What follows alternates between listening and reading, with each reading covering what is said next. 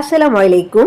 Class 6 এর সুপ্রিয় শিক্ষার্থীবৃন্দ, লার্নিং উইথ এ প্রিয়ার আজকের আয়োজনে তোমাদের সবাইকে স্বাগত জানাচ্ছি।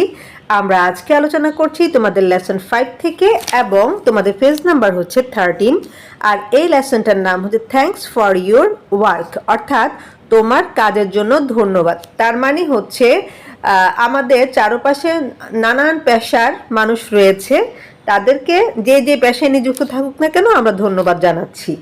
তো দেখো এখানে বলছে যে আফটার কমপ্লিটিং দ্য লেসন, অর্থাৎ এই লেসনটা শেষ করার পর students will be able to, ছাত্রছাত্রীরা সক্ষম হবে।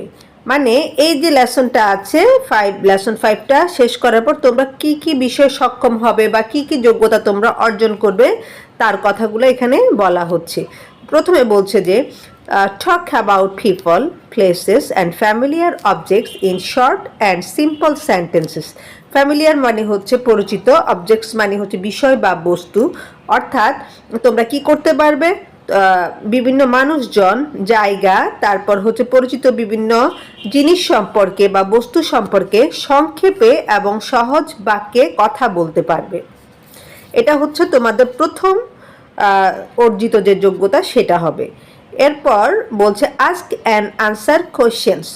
তারপর তোমরা কি করতে পারবে, বিভিন্ন ধরনের প্রশ্ন জিজ্ঞেস করতে পারবে এবং সেগুলোর আনসার দিতে পারবে। 3 বলছে participate in short dialogues and conversations on familiar topics. Participate মানে হচ্ছে অংশগ্রহণ করা, ডায়ালগ এবং কনভারসেশন দুটার অর্থই হচ্ছে কথোপকথন। মানে আমরা একে অন্যের সাথে যখন কথা বলি সেগুলোকে বলা হয় হচ্ছে কনভারসেশন বা ডায়ালগ। হ্যাঁ, তারপর কি করতে পারবে, বিভিন্ন পরিচিত বিষয়ে তোমরা এই যে কথোপকথনে অংশগ্রহণ করতে পারবে। ছোট ছোট ডায়লগ তোমরা নিজেরাই তৈরি করতে পারবে। এরপর বলছে যে read and understand text. Understand মানে হচ্ছে বুঝতে পারা, অর্থাৎ তোমরা টেক্সটগুলা পড়তে পারবে এবং বুঝতে পারবে। একদম লাস্ট ওয়ান যেটা বলেছে সেটা হচ্ছে রাইট শর্ট প্যারাগ্রাফস, এবং ছোট ছোট বা সংক্ষিপ্ত প্যারাগ্রাফ লিখতে পারবে। এখন দেখো পার্ট এতে কি বলছে। পার্ট এতে বলছে লুক অ্যান্ড সে, অর্থাৎ দেখো এবং বলো। Use suitable words from the box to describe the occupation of each person below. Use মানে হচ্ছে ব্যবহার করা, সুইটেবল মানে হচ্ছে উপযুক্ত, অকুপেশন মানে হচ্ছে পেশা, ইচ মানে হচ্ছে প্রত্যেক, পারসন মানে হচ্ছে ব্যক্তি, আর বিলো মানে হচ্ছে নিচের। তাহলে দেখো পুরো লাইনটার অর্থ কি দাঁড়াচ্ছে, ইউজ সুইটেবল ওয়ার্ডস। হ্যাঁ, মানে সবচেয়ে উপযুক্ত যে শব্দ সেগুলো ব্যবহার করো ফ্রম দ্য বক্স, এই বক্স থেকে। অর্থাৎ এই বক্স থেকে সঠিক শব্দ বাছাই করে বা উপযুক্ত শব্দ বাছাই করবা কিসের জন্য, টু ডেসক্রাইব মানে বর্ণনা করতে, the occupation of each person below. এই যে নিচে আমরা ছবিতে অনেকগুলা পার্সন দেখতে পাচ্ছি, হ্যাঁ, তাদের প্রত্যেকের পেশার বর্ণনা করার জন্য তোমরা কি করবে, এই বক্স থেকে উপযুক্ত শব্দ বাছাই করে নিবে। অর্থাৎ আমরা ছবি দেখে এই বক্স থেকে সিলেক্ট করব যে কে কোন পেশায় নিযুক্ত আছে। ঠিক আছে, দেখো আমাদের এবার বক্সে দেওয়া ছবিগুলো দেখো, বক্সে দেওয়া শব্দগুলো একটু দেখো। প্রথমটা বলছে নিউজ পেপার হকার, অর্থাৎ কি, যে লোক হচ্ছে আমাদেরকে কি করে, পত্রিকা দিয়ে যায়, হ্যাঁ, সেই হকারদের কথা বলছে। তারপরে বলছে হচ্ছে নার্স মানে সেবিকা, ক্লিনার যিনি হচ্ছেন পরিষ্কার পরিচ্ছন্নতার কাজে নিযুক্ত, রিক্সা পুলার অর্থাৎ রিক্সা চালক, ওয়েট্রেস মানে হচ্ছে রেস্টুরেন্টে যেসব মহিলারা খাবারের অর্ডার নেয় তাদেরকে বলা হয় হচ্ছে ওয়েট্রেস। এরপর রয়েছে হচ্ছে পোস্টম্যান অর্থাৎ ডাকপিয়ন, যিনি আমাদেরকে চিঠি দিয়ে থাকেন। তাহলে দেখো আমরা এখন কোন ছবিটার সাথে কোন শব্দটা মিলাবো। প্রথম যে ছবিটা এটা খুবই সিম্পল, আমরা দেখেই বুঝতে পারছি যে উনি পরিষ্কার পরিচ্ছন্নতার কাজে নিযুক্ত। সো এই যে 1 নম্বর ছবিটা কোথায় যাবে, 1 নম্বর ছবিটাতে আমরা বসাতে পারি হচ্ছে কি ক্লিনার, তাই না? তাহলে ক্লিনার হচ্ছে আমাদের 1 নম্বরে যাচ্ছে। এরপর আমরা দেখতে পাচ্ছি একটা মহিলাকে, যে এই লোকটা কি করছে, চিঠি দিচ্ছে, তার কাঁধে একটা ঝোলা আছে, হ্যাঁ, দেখে বোঝা যাচ্ছে উনি চিঠি বিলি করেন, তার মানে হচ্ছেন উনি পোস্টম্যান। তাহলে 2 নম্বরে বসাবো হচ্ছে আমরা পোস্টম্যান। এরপর দেখো এখানে বলা হচ্ছে এই যে এই ছবিতে দেখা যাচ্ছে যে মানে আমরা ছবিতে দেখতে পাচ্ছি কি ইনজেকশন দিচ্ছে একজনকে, তাই না? তারপর হচ্ছে তার ড্রেস দেখেও বোঝা যাচ্ছে সে একজন নার্স বা সেবিকা। এখানে হয়তো মেয়েদের ছবি দিলে একটু বেশি ভালো দেখাতো আর কি। তাহলে দেখো আমাদের 3 নাম্বারটা যাবে হচ্ছে এইখানে। ওকে, নার্সের ক্ষেত্রে। এরপর দেখো এই ছবিটা, এটা দেখেই বোঝা যাচ্ছে যে এখানে একটা রেস্টুরেন্টের ছবির মতো দেখা যাচ্ছে। একজন লোক খাচ্ছে আর উনি সার্ভ করছেন। হ্যাঁ, তাহলে এটা আমাদের 4 নম্বরে আমরা বসাবো হচ্ছে ওয়েট্রেস। এখানে আরেকটা কথা বলে রাখি, ওয়েট্রেস এবং ওয়েটার আমরা সাধারণত ওয়েটার শব্দটার সাথে পরিচিত। হ্যাঁ, যে রেস্টুরেন্টে গেলে আমরা ওয়েটারদের দেখতে পাই যারা হচ্ছে আমাদের খাবারের আমাদেরকে খাবারের অর্ডার নেন আমাদের এবং খাবার সার্ভ করে থাকেন, তাই না? তো এখন এখানে একটু জানার ব্যাপার আছে। ওয়েটার মানে হচ্ছে পুরুষ, যারা পুরুষদেরকে বোঝায়, যেসব পুরুষ বা ছেলেরা হচ্ছে খাবারের অর্ডার নেয় বা খাবার সার্ভ করে তাদেরকে বলা হয় ওয়েটার। আর এই কাজ যে মেয়েরা করে মেয়েদের ক্ষেত্রে হচ্ছে ওয়েট্রেস। হ্যাঁ, এরপর 5 নম্বর ছবিতে খুবই সহজ, উনি একজন রিক্সা পুলার, এটা বুঝাই যাচ্ছে, আমরা দেখে বুঝতে পারছি। তাহলে 5 নম্বরে নিচ্ছি হচ্ছে আমরা রিক্সা পুলারকে।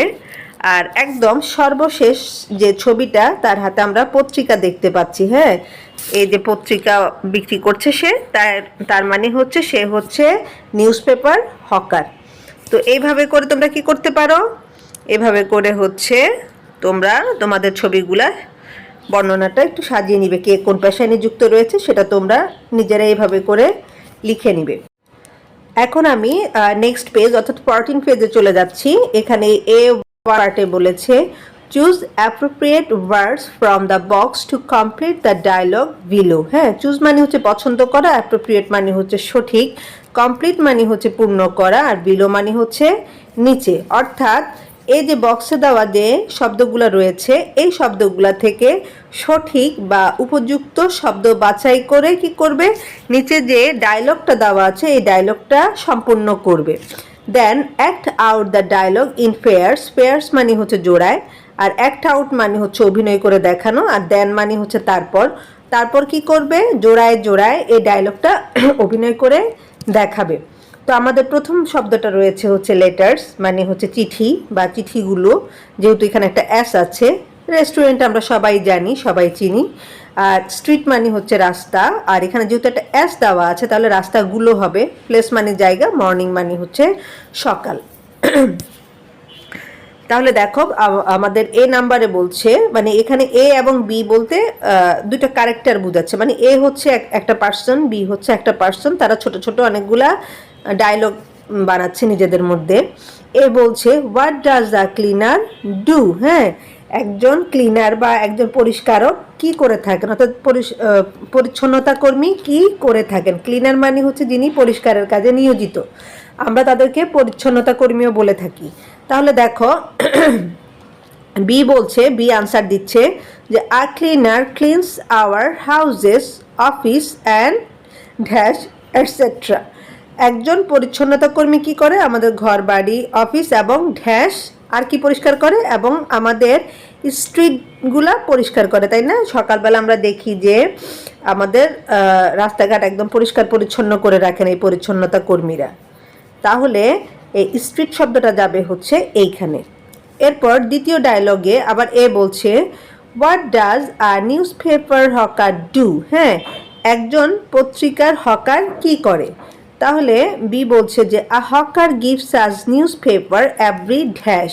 হ্যাঁ, গিভ মানে হচ্ছে দেওয়া। তাহলে দেখো একজন হকার প্রতিদিন সকালবেলা আমাদেরকে কি করে, আমাদেরকে খবরের কাগজ দিয়ে যায়। তাহলে আমরা খবরের কাগজটা কখন পাই, প্রতিদিন সকালে। তাহলে সকালের ইংলিশ হচ্ছে মর্নিং, তাহলে এভরি মর্নিং হবে। জিনিসটা হয়তো বা তোমরা খেয়াল করে থাকবে, পত্রিকাওয়ালারা কিন্তু সকাল সকাল এসে দিয়ে যায় পত্রিকাগুলো।